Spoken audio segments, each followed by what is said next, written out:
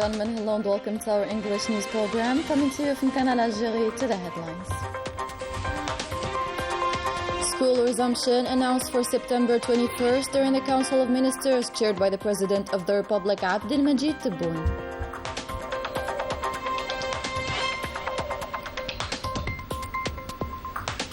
Other topical issues, including the unemployment allowance and the compensation of the fire-hit population, are dealt with during the same Council of Ministers.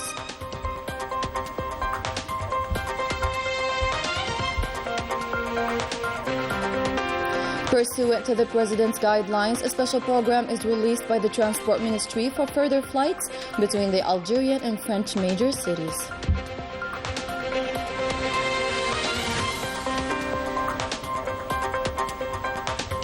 And a special focus by the end of our bulletin to the traditional dress of Wold Nile region.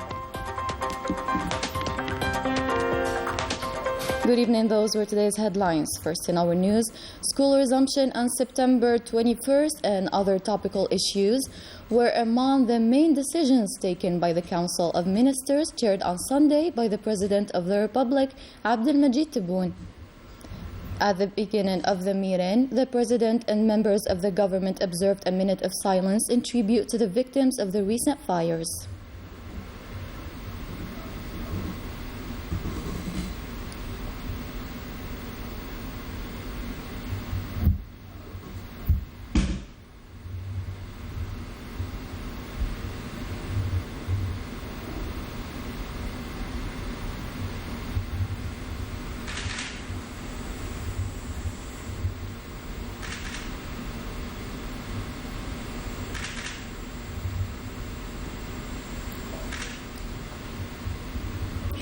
Followed by a presentation by the Prime Minister on the government's activities since the last Council of Ministers. The President of the Republic then gave his orders and directions as follows. Regarding the review of wages and other allowances, the President of the Republic ordered the government to initiate a review of the unemployment allowance and its beneficiaries and to include it in the Finance Law 2023.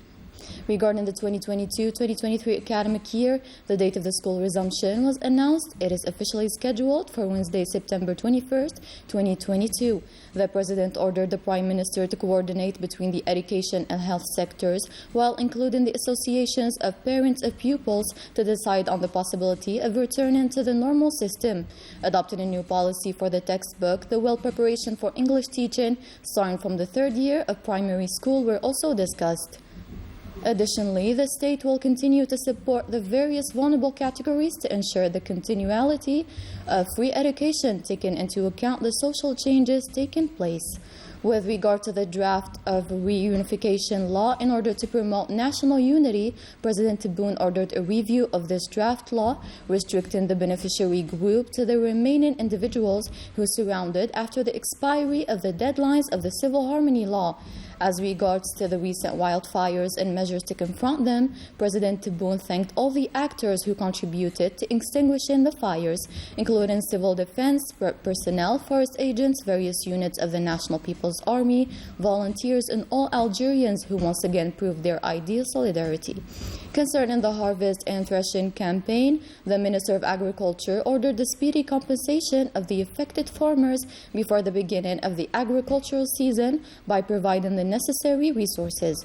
He ordered the compensation of those affected by the recent fires through a thorough census involving local authorities. President Tebboune stressed the need to exploit the technological potential, especially drones, to determine the locations and conditions of storage of grain starting from this season, initiated a national campaign involving all actors, authorities, and to raise the production per hectare. Regarding the organic law on media, President Tebboune stressed the role of the Supreme Press Council in terms of controlling concepts and determine the professional categories of the media sector, as well as distinguishing between a breach of professional ethics and a penal one. The President further ordered the establishment of a higher council for professional ethics, the powers of which would be to decide on cases of a professional nature in all disciplines. They need to take into account the Algerian nationality and professional experience when developing audiovisual service institutions were also discussed. At the end of the draft budget settlement law 2022, individual decisions and decrees related to appointments and termination of duties in senior positions of the state were approved.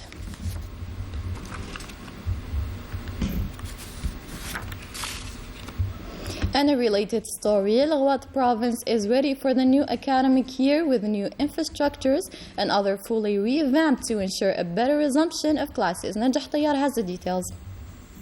A few weeks before the start of the school year, Lagouat province is preparing to receive several school infrastructures like this college situated at Hayy al-Wahat al-Shamaliya, which was a main concern for the inhabitants. The city of 700 housing units is a high-density district. Nearby there is a city of al-Wahat. It is a good thing for our children that the college is near. In addition to the brand new school infrastructure, colleges and high schools in Lagouat have benefited from rehabilitation operations. Moreover, 4 canteens will be opened in the start of the school year. Completed on time, the canteen is considered as an educational tool. Since the menu is the same for the learners, they will be more focused.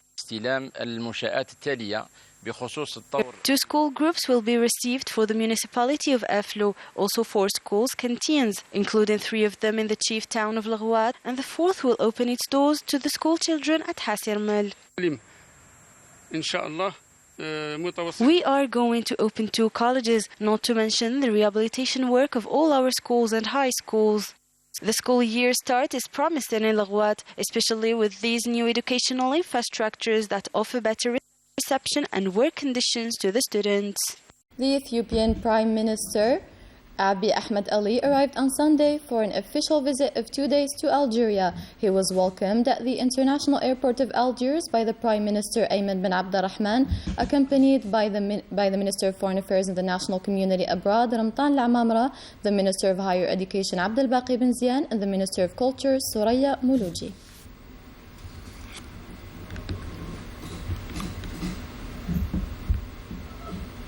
In the Martyrs' Sanctuary, the Ethiopian Premier laid a wreath and observed a minute of silence in front of the monument, commemorating the memory of the martyrs of the glorious Liberation War.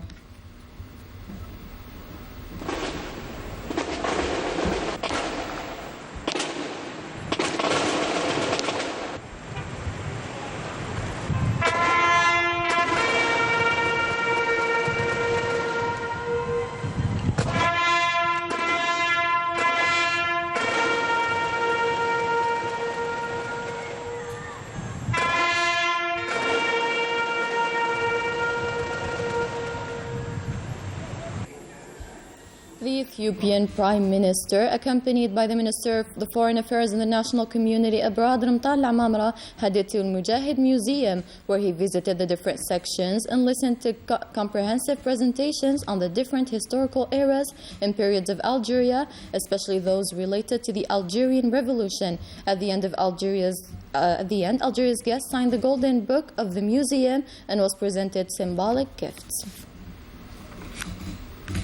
The Army General Chief of Staff of the National People's Army, Said Shingrihat, chaired the closing ceremony of the International Airborne Competition 2022 at the Regional Military Sports Complex belonging to the 1st Military Region. More details with Rania Al-Bahri.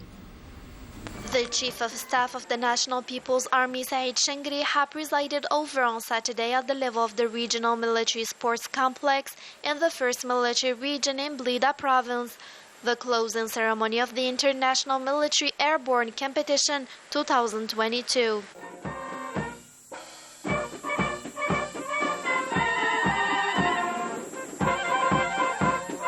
During his speech, the General of the Army underlined that the organization of Algeria for this competition is a tangible proof for its commitment and firm determination to support and promote military sports.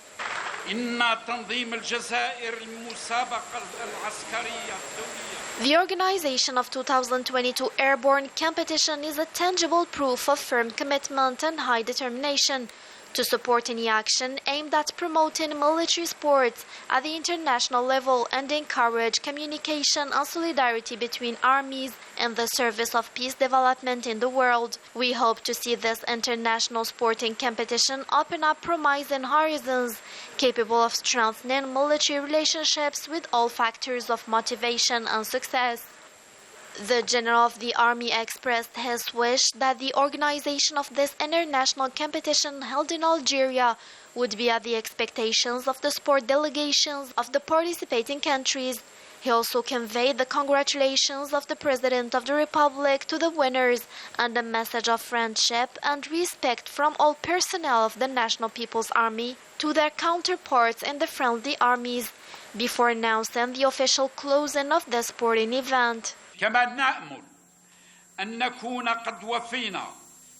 We also hope that this competition would be at the expectations of the participating sports delegation and that you will keep a positive image of Algeria and the National People's Army. I would like to convey for all the winners the warmest congratulations of the President of the Republic who followed the activities of this important sporting event.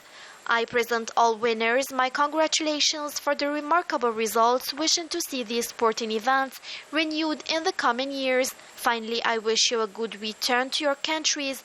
I officially announce the closing of the International Airborne Military Competition 2022. At the end, medals and cups were given to the winners. Our national military team was able to win the first place. It's worth recalling that this international airborne competition hosted by Algeria saw the participation of a large number of athletes of both genders, representing 16 countries, including Algeria.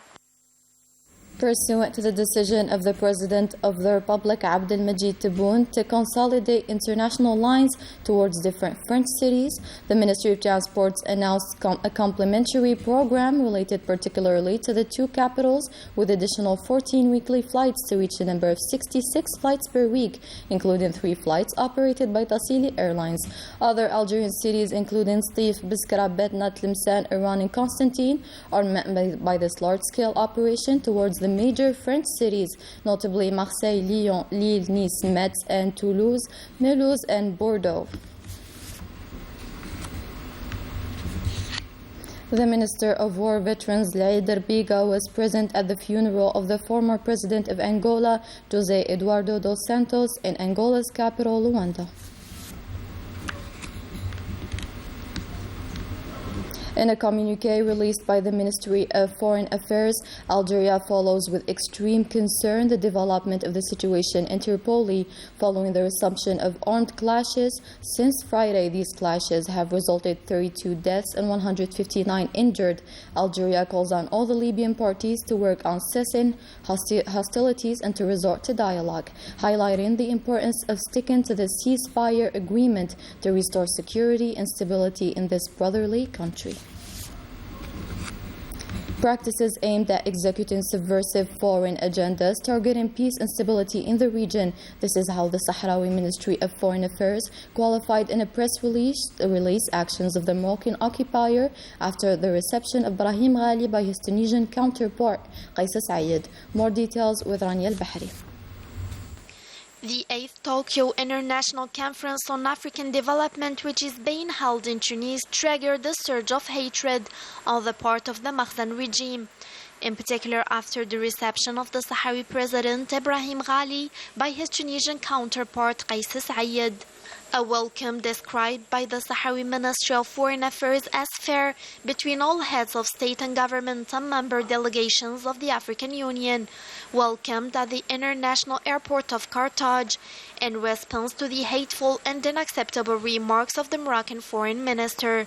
The Sahrawi foreign minister affirmed that the Moroccan occupation regime aimed through its practices to execute subversive foreign agendas, targeting peace and stability in the region, indicating that he was also seeking to undermine the cohesion and unity of the countries and the African Union, adding that the Moroccan press release was formulated in a language of arrogance towards Tunisia, whose duty is to welcome the member countries of the African Union in accordance with the resolutions of the Pan-African Organization and protocols governing this type of demonstrations. For its part, Tunisia considers that there is no logical reason justifying Morocco's declaration, especially since it held to comply with the African legislation relating to partnerships and the organization of meetings after the recall of the Moroccan ambassador to Tunis. Tunisia announced the recall of its ambassador to Rabat following the Moroccan reaction described as unacceptable. Back to Algeria to shed a spotlight on the Wildnaya traditional dress, still resilient despite the enormous developments in the realm of fashion and modern outfits. Let's discover more with Najah Tayyar. Reservoir of art and craft skills, the traditional Naili outfit is an integral part of the nation's heritage, an outfit that is jealously preserved by the Naili women, true guardians of heritage. This traditional dress is an age old, however it has undergone some modifications in order to bring it up to date. نطوروا من النايلي تاعنا وانه نحافظوا عليه انه يتم النايلي تاعنا هو الدارج هو I would like the Naili outfit to be kept and also modernized in terms of aesthetic aspect and in particular the ornament that is very important. Our craft skill is embellished with zmala, shidda, l'amama and al-khumri. We also have jewelry that completes the beauty of this outfit. Her passion for sewing has led this craftswoman to present this craft skill of the region during various cultural events to encourage her family members as her first plan. She found in us all the necessary moral and material support. I would like to receive help from the public authorities too.